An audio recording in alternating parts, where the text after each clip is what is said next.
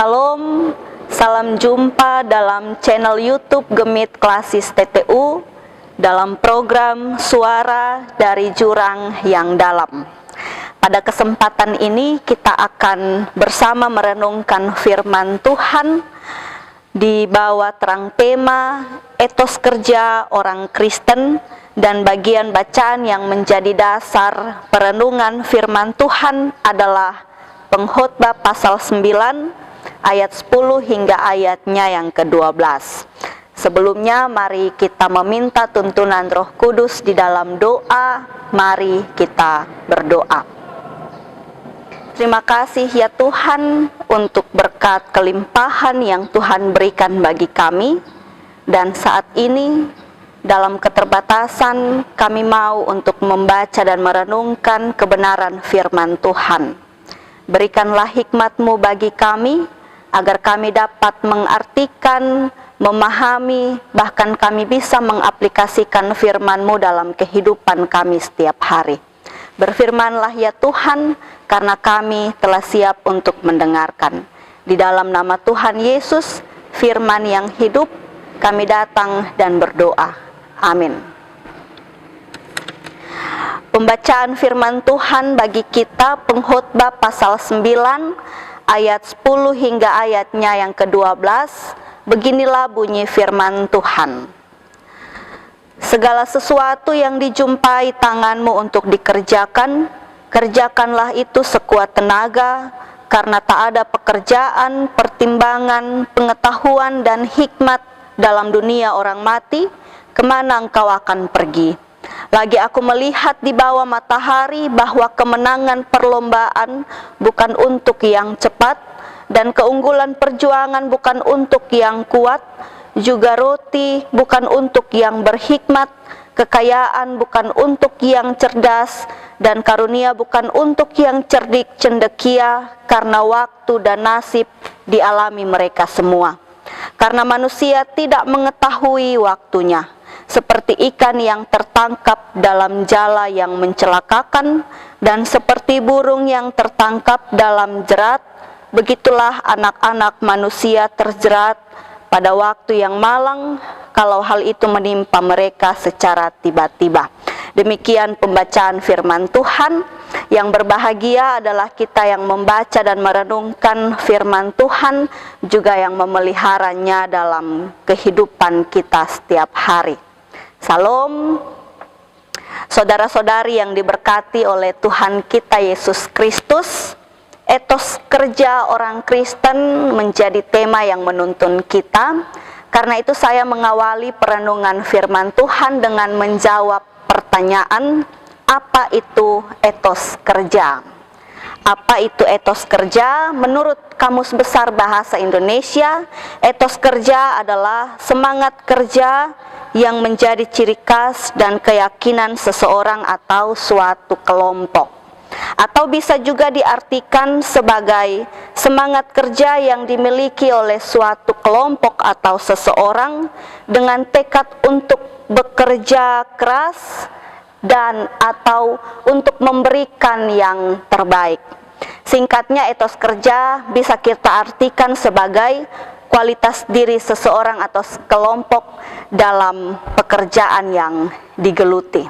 Karena itu saudara-saudari, untuk kita bisa memiliki etos kerja yang baik, untuk kita bisa memiliki kualitas diri yang baik, maka pola hidup kita, pola pikir kita harus diatur juga secara baik. Karena itu mari kita sama-sama melihat beberapa hal yang saya catat di sini untuk lihat ke dalam diri kita, untuk sekiranya bisa kita atur kembali menjadi lebih baik. Yang pertama adalah tepat waktu. Tepat waktu. Kira-kira dalam kehidupan kita sebelumnya, kita sudah tepat waktu atau belum?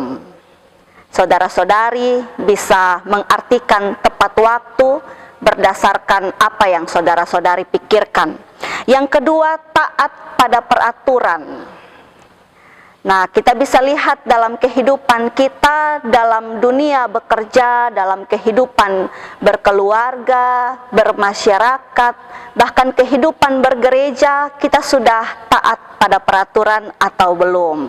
Bisa kita atur kembali kehidupan, pola hidup kita. Yang berikut, saling menghormati dan saling menghargai sebagai sesama manusia. Hukum kasih yang kedua adalah kasihilah sesamamu manusia seperti dirimu sendiri. Karena itu, untuk memiliki etos kerja yang baik, maka kita harus bisa saling mengasihi dan saling menghormati satu dengan yang lain. Yang berikut, bisa diajak kerjasama. Kira-kira tawaran ini bisa membantu kita untuk melihat kembali kehidupan kita, apakah kita bisa diajak kerjasama atau tidak. Yang berikut, saling mendukung satu dengan yang lain. Yang berikut, saling menjaga profesionalitas kerja. Menjaga profesionalitas kerja itu artinya kita harus berhati-hati dalam memilih dan memilah, sehingga dalam bekerja kita bisa menegakkan keadilan dan kebenaran terpancar dalam diri kita. Yang berikut, fokus pada pekerjaan. Fokus pada pekerjaan, dan yang terakhir yang juga penting adalah bertanggung jawab. Nah, minimal 8 hal di atas dapat membantu kita untuk bisa mengatur kembali pola hidup kita, agar pola hidup kita, pola pikir kita bisa membantu kita untuk mendapatkan etos kerja yang baik, memiliki etos kerja yang baik sebagai orang Kristen. Saudara-saudari, teks bacaan kita Pengkhotbah pasal 9 ayat 10 hingga ayatnya yang ke-12. Jika kita hanya membacanya satu kali, maka kita tidak bisa memahami apa maksud pengkhotbah dalam ayat yang kita baca. Karena itu kita harus membacanya berulang-ulang kali. Kitab Pengkhotbah juga dituliskan oleh salah satu raja Israel, yaitu Raja Salomo. Berdasarkan kisah Raja Salomo, rentetan permintaan yang ditawarkan oleh Tuhan, tapi yang diminta hanyalah hikmat. Karena itu dalam kitab Pengkhotbah banyak sekali tulisan-tulisan yang berisikan hikmat-hikmat kehidupan dan juga buah-buah pikiran dari sang pengkhotbah. Kitab Pengkhotbah juga kalau kita baca secara keseluruhan, maka berisikan makna dan kesia-siaan dari singkatnya hidup manusia. Singkatnya hidup manusia di dunia. Karena itu dalam kehidupan manusia tentu penuh dengan tantangan, penuh dengan ketidakadilan, penuh dengan hal-hal yang kurang mudah kita pahami. Saudara-saudari yang diberkati oleh Tuhan kita Yesus Kristus, dalam kitab Pengkhotbah juga penulis berupaya untuk menggambarkan tindakan Tuhan dalam menentukan nasib manusia. Dalam menentukan nasib manusia, dan tentu ini tidak mudah. Bahkan tidak gampang untuk kita pahami. Tidak gampang dan juga tidak dapat kita pahami. Karena itu dalam kita menjalani kehidupan sebagai manusia yang terbatas ini, kita diharapkan penulis agar kita tetap dapat bekerja dengan giat, dapat bekerja keras, dan tetap menikmati berkat Tuhan yang Tuhan berikan bagi kita. Saudara-saudari yang diberkati oleh Tuhan kita Yesus Kristus, Pengkhotbah pasal 9 ayat 10 hingga ayatnya yang ke-12 adalah bagian dari nasihat bagi bangsa Israel. Dan salah satu ciri khas dari bangsa Israel yaitu mereka menjadikan firman Tuhan sebagai hikmat tertinggi. Mereka menjadikan firman Tuhan sebagai hikmat tertinggi, dan perikop secara keseluruhan dalam pasal 9 adalah nasib semua orang sama. Nasib semua orang sama. Dan melalui pembacaan firman Tuhan ayat 10, 11, dan 12 mau mengingatkan kepada kita bahwa kehidupan manusia bukan hanya sekedar terikat pada panca indera, tidak hanya aktivitas manusia, bukan hanya sekedar bisa mencium, bisa merasakan, bisa melihat dan seterusnya, tetapi kehidupan manusia lebih daripada itu. Kenapa lebih daripada itu? Karena kehidupan manusia dalam dirinya dia mampu menciptakan karakter. Kehidupan manusia dalam dirinya dia mampu untuk menciptakan karakter. Karena dia mampu menciptakan karakter, ayat 10 bilang begini, segala sesuatu yang dijumpai tanganmu untuk dikerjakan, kerjakanlah dengan sekuat tenaga. Berikanlah yang terbaik dalam kita bekerja. Dalam pengkhotbah menggunakan kata sekuat tenaga. Ayat 11, lagi aku melihat di bawah matahari bahwa kemenangan perlombaan bukan untuk yang cepat dan seterusnya.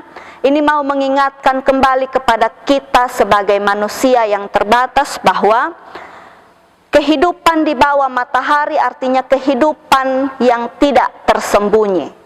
Tidak tersembunyi dari pandangan Tuhan, tidak tersembunyi dari hadapan Tuhan. Segala sesuatu yang terjadi di dunia ini adalah bagian dari kehendak Tuhan. Karena itu segala sesuatu yang terjadi Tuhan tahu. Tuhan tidak pernah meninggalkan kita sedetik pun. Dan selanjutnya ayatnya yang ke-12, karena manusia tidak mengetahui waktunya, seperti ikan yang tertangkap dalam jala yang mencelakakan dan seperti burung yang tertangkap dalam jerat, begitulah anak-anak manusia terjerat pada waktu yang malang kalau hal itu menimpa mereka secara tiba-tiba. Saudara-saudari, ayat 12 ini mau menekankan kepada kita bahwa sekalipun dalam kehati-hatian kita adalah manusia yang terbatas. Bapak, mama, saudara-saudari bisa bayangkan kalau misalnya sementara berenang-berenang kita terjerat dalam jala. Bapak, mama, saudara-saudari bisa membayangkan kalau kita sementara terbang lalu kita tertangkap dalam jerat. Itu mau menggambarkan bahwa kita sekalipun dalam kehati-hatian tentu kita juga akan ada pada waktu yang malang. Karena itu kalau misalnya kita membaca dari ayat 12 ke ayat 10, maka dalam keterbatasan Tuhan tahu apa yang kita lakukan. Karena itu lakukanlah sebaik mungkin, lakukanlah dengan maksimal.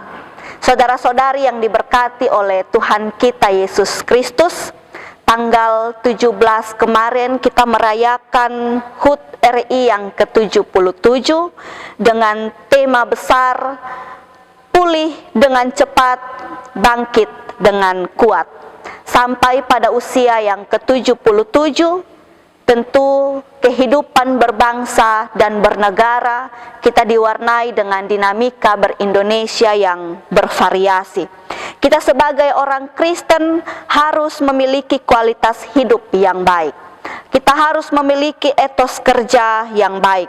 Salah satu bentuk kita bisa mewujudkan etos kerja yang baik, yaitu kita menjadikan firman Tuhan sebagai hikmat yang tertinggi. Sebagai orang Kristen, esensi kita adalah kasih. Bagaimana cara kita untuk bisa mewujud nyatakan kasih itu?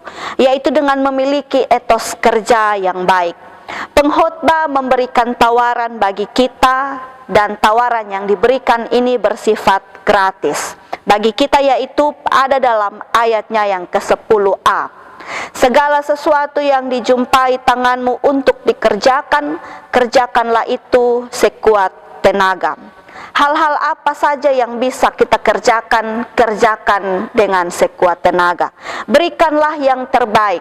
Dengan totalitas kita bekerja, maka Tuhan perhitungkan apapun yang kita kerjakan, jika kita kerjakan dengan sekuat tenaga. 8 hal di awal tadi bisa membantu kita agar kita bisa memiliki etos kerja yang baik, kita bisa memiliki kualitas diri yang baik, sehingga menjadi orang Kristen kita tidak hanya hidup dalam kehidupan bergereja karena kita orang Kristen dan orang percaya, tetapi kita bisa hadir sebagai warga bangsa Indonesia yang baik karena kita semua memiliki etos kerja yang dikaruniakan oleh Tuhan dalam hidup kita setiap hari. Tuhan Yesus memberkati kita dengan firman-Nya. Amin.